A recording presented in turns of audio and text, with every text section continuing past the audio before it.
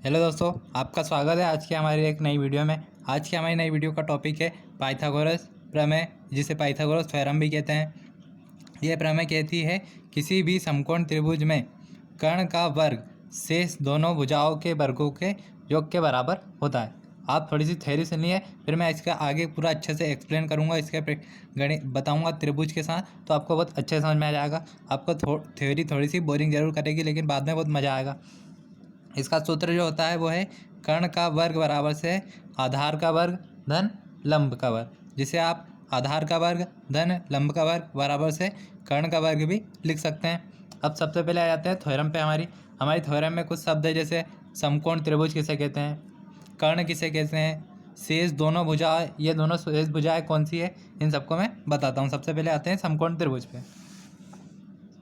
समकोण त्रिभुज ऐसा त्रिभुज जिसका एक कोण 90 डिग्री का होता है, उसे समकोण त्रिभुज कहते हैं। जैसे हमने कुछ त्रिभुज बनाया है, इनमें से हमें पहचानना है कि समकोण त्रिभुज कौन से है या नहीं। इसका पहला कोण है 40 का, दूसरा है 50 का और तीसरा है 90 डिग्री का। तो 90 डिग्री का कोण जो होता है वो समकोण त्रिभुज कहलाता है। इसमें एक है 90 डिग्री का कोण, तो ये समकोण त्रिभुज हो गया, इसे हम समकोण त्रिभुज कह सकते हैं। फिर अगले पे चलते हैं।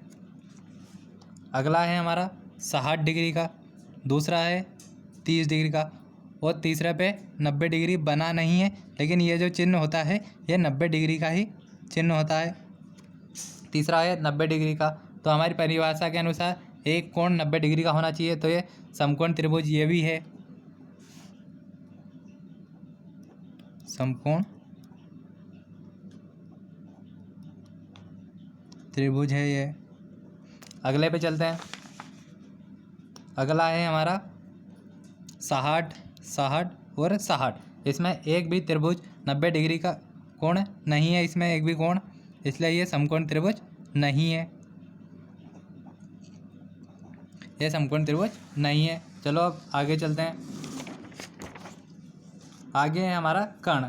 कर्ण किसे कहते हैं, 90 डिग्री के सामने वाली भुजा को कर्ण कहते हैं। कर्ण सबसे लंबी भुजा होती है। अब हम देखते हैं, आइए त्रिभुज में। इस त्रिभुज में 90 डिग्री कहाँ पर है, ये है 90 डिग्री। इसके सामने वाली भुजा, ये सामने वाली भुजा कहलाएगी कर्ण, ये कर्ण कहलाएगी। अब हमारे सूत्र में चलते हैं। हमारा सूत्र कहता है कर्ण का वर्ग आधार का वर्ग धन लंब का वर्ग। तो हमें यह तो पता चल गया कि शेष दोनों भुजाएं एक आधार और एक लंब है, लेकिन ये कहाँ कहाँ पे होती है वो बताता हूँ मैं अब आपको। कर्ण आधार, आधार का मतलब होता है बेस। बेस मतलब जैसे हमारा शरीर का बेस है, हमारे पैर जो है सबसे नीचे, तो हमारी सबसे नीचे वाली भुजा हो जाएगी आधार, और बची हुई जो भुजा है उसे लंब कहेंगे।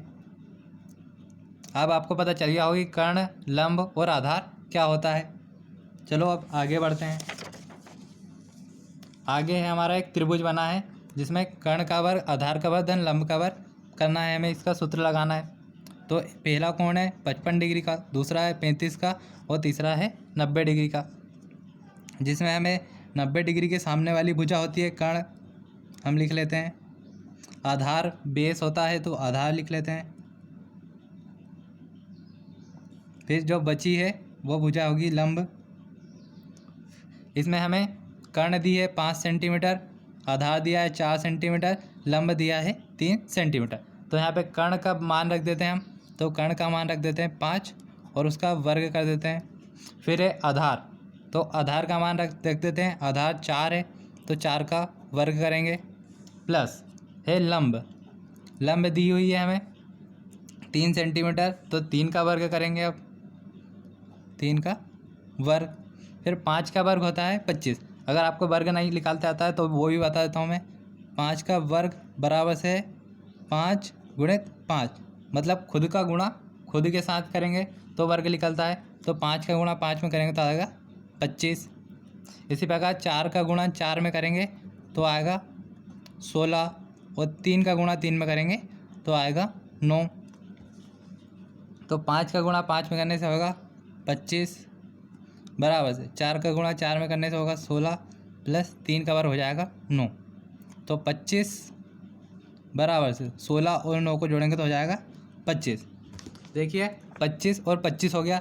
अब हमारा ये कथन जो था, हमारा कथन कहता था किसी भी समकोण त्रिभुज में कर्ण का वर्ग शेष दोनों भुजाओं के वर्गों के योग के बराबर होता है। अब आपने देख लिया कि जो कर्ण का वर्ग है वो इन दोनों भुजाओं के वर्गों के योग के बराबर 25 आ गया है। अब हम कुछ क्वेश्चन करेंगे। हमारा पहला क्वेश्चन है, कर्ण की लंबाई 10 मीटर, लंब की लंबाई 8 मीटर है, आधार की लंबाई ज्ञात कीजिए। मतलब हमें कर्ण पता है, आधार नहीं पता है और लंब पता है।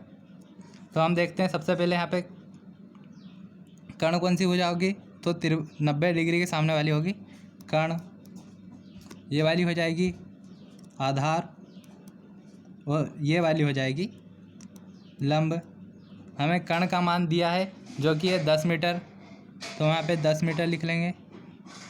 फिर हमें लंब की लंबाई दी हुई है 8 मीटर, तो हम 8 मीटर लिख लेंगे। फिर हमें आधार की लंबाई को ज्ञात करना है, तो हम आधार की लंबाई को x मान लेते हैं। माना कि आधार की लंबाई x मीटर है। अब हम मान रखते हैं समीकरण में, हमारे सूत्र में मान रखेंगे। कर्ण का मान होगा 10, तो 10 का वर्ग बराबर से आधार है x, तो x का वर्ग प्लस लंब है 8, तो 8 का वर्ग।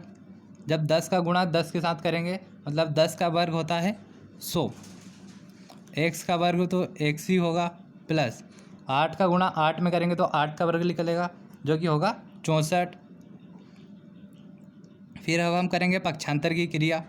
यहाँ पे 64 लिखा है प्लस में, तो इधर जाके 100 के पास हो जाएगा माइनस में, बराबर से एक्स स्क्वायर। अब 100 में से हमें 64 को घटा देना है, तो मैं साइड में घटा देता हूँ। 100 में से 64 को घटा देंगे तो यहाँ पे 0 है, तो साइड से एक उधार लेंगे। साइड में भी 0 है तो साइड से लेंगे, तो यहाँ पे हो जाएगा ये 1 0 हो जाएगा, और ये 0 है वो 10 हो जाएगा। फिर एक साइड में उधार लेंगे तो यहाँ पे 10 हो जाएगा और यहाँ पे 9 हो जाएगा। तो 10 में से 4 को घटाएंगे तो बचेगा 6, 9 में से 6 को घटाएंगे तो बचेगा 3। हमारा टोटल आ रहा है 36। 100 में से 64 को घटाने पे 36 बचा है, बराबर से x का स्क्वायर। अब आपको पता करना है कि 36 किसका वर्ग होता है, जैसे 5 का, 6 का, 7 का। तो मैं आपको बता देता हूँ कि 6 का वर्ग जो होता है वो होता है 36। 6 का वर्ग 36 होता है, तो 6 का वर्ग बराबर से x का वर्ग। ये जो दो है दोनों तरफ वर्ग है, वो वर्ग एक दूसरे को कैंसिल कर देंगे तो x का मान निकल जाएगा 6। हमने x माना था आधार को, तो आधार का मान हो गया हमारा 6 मीटर। यही हमारा आंसर है। इस तरह के क्वेश्चन आपको पेपर में भी आ सकते हैं, इसलिए आप अच्छे से ध्यान दे के कीजिए इनको। अब हमारा अगला क्वेश्चन पे चलते हैं। हमारा अगला क्वेश्चन है, लंब की लंबाई 12 मीटर, आधार की लंबाई 5 मीटर, कर्ण की लंबाई को ज्ञात कीजिए। ये हमारा समीकरण लिखा है, जो कि हमारा सूत्र भी कहते हैं, इसे समीकरण भी कह सकते हैं आप। अब इसमें देखते हैं हम कर्ण कहाँ पर है, तो ये 90 डिग्री इसके सामने वाली भुजा कर्ण, नीचे जो होती है वो है आधार, और ये लंब। आप सबसे पहले कर्ण, लंब और आधार कौन सी होती है उसे लिखिए। फिर यहाँ पे है कर्ण की लंबाई दी हुई है, सॉरी ये लंब की लंबाई दी हुई है, तो लंब की लंबाई है 12 मीटर, तो लंब की लंबाई 12 मीटर लिख लीजिए। फिर आधार की लंबाई दी है 5 मीटर, तो वो उसको लिख लीजिए 5 मीटर। और कर्ण की लंबाई हमें ज्ञात करनी है, तो हम इसे y मान लेंगे इस बार। फिर हम इस सूत्र में मान रख देंगे, तो कर्ण का मान है y, तो y का वर्ग बराबर से आधार का मान है 5 मीटर, तो 5 का मान 5 रख देंगे और प्लस वर्ग कर देंगे उसका। फिर है प्लस, और लंब का मान रखना है, तो लंब का मान है 12 का वर्ग करना है। फिर y का वर्ग बराबर से 5 का वर्ग होता है 25, 5 में 5 का गुणा करने से 5 का वर्ग पता चल जाता है हमें। फिर 12 का वर्ग चाहिए, तो 12 में 12 का गुणा करेंगे तो 12 का वर्ग पता चलेगा, जो कि होता है 144। फिर y स्क्वायर बराबर से 25 प्लस 144 को जोड़ना है, तो साइड में जोड़ते हैं हम। 144 प्लस 25, 4 और 5 होता है 9, 4 और 2 होता है 6 और 1 वैसा का वैसा। टोटल हो गया 169। तो 169 भी किसी का वर्ग होता है, वो अगर आपको पता हो तो आप कमेंट में बता सकते हैं। मैं बता देता हूँ कि 13 का वर्ग होता है 169। y का वर्ग बराबर से 13 का वर्ग, वर्ग वर्ग एक दूसरे को कैंसिल आउट कर देंगे तो y बराबर से हो जाएगा 13। हमने y है कर्ण को माना था, तो कर्ण बराबर से हो जाएगा 13 मीटर। ये हमारा आंसर होगा। इस तरह के क्वेश्चन आपको पेपर में बहुत आते हैं। वीडियो को देखने के लिए धन्यवाद। अगर वीडियो अच्छा लगा हो तो वीडियो को लाइक करें व चैनल को सब्सक्राइब करें, और वीडियो अच्छा नहीं लगा हो तो वीडियो को डिसलाइक भी कर सकते हैं। Thank you so much.